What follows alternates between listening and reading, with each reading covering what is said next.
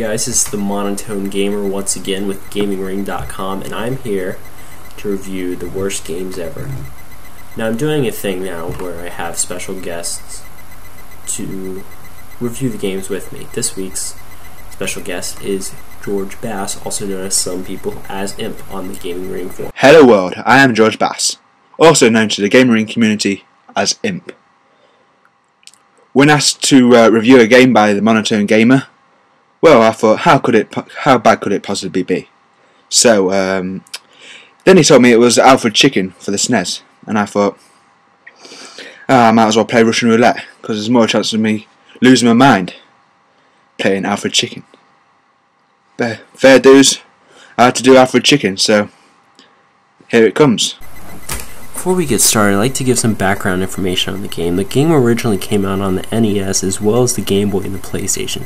The most popular version, though, is for the SNES, and there's actually a funny story about how the product manager of the Amiga version ran as the Alfred Chicken party candidate in a 1993 by-election in the Christchurch Dorset constituency, which elects one or more members to a parliament or assembly in Great Britain.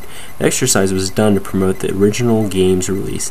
They finished second last with 18 votes, 2 votes ahead of, ironically, the Rainbow Party candidate. For the US release, to promote the game, people were given a toll-free number where if you called, Alfred himself gave a speech about the game.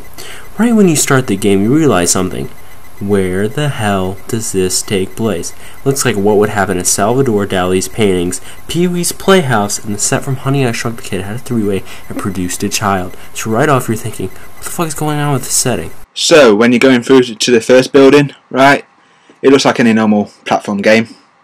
This is what would happen if you take an abused stepchild of Mario and Bubble Bobble together. Well, yeah, you cannot simply jump up and attack your opponents. All you can do is dive, jump up, dive. Who honestly came up with the idea for these bad guys? I mean, what has a chicken, some rocket launching snails got in common? Nobody really knows. Then the bosses are even shittier. The Mecha Chickens?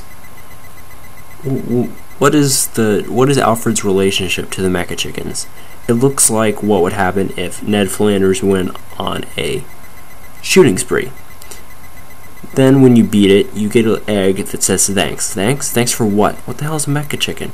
And what the hell is Mr. Peckles? Is he Alfred Chicken's messiah? Not only is the level design something that you may come across in a pot smoker's scribble book, and with misleading doors. Any door, it could go to something else. But no, all the doors go to one man, Mr. Peckles. I mean, Mr. Peck, come on, really. And instead of just talking to him, you have to peck a phone so he can talk to you. I mean, what's that all about? Really, it's kind of stupid. And all the levels are more difficult than they should be, especially in the early going. Another annoying thing is you don't know if you want to turn the switches on or off until it's pretty much too late.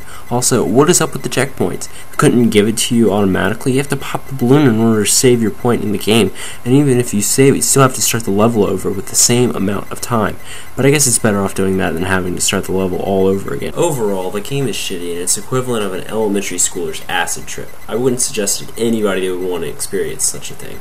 Once again, I'm the Monotone Gamer, and I am proud to review the worst games ever. And I have whatever little dignity I had left after playing such a chicken shit infested game as Alfred Chicken. Excuse the pun. And by the way, my name is George Bass, and see you next time for another bout of crapness.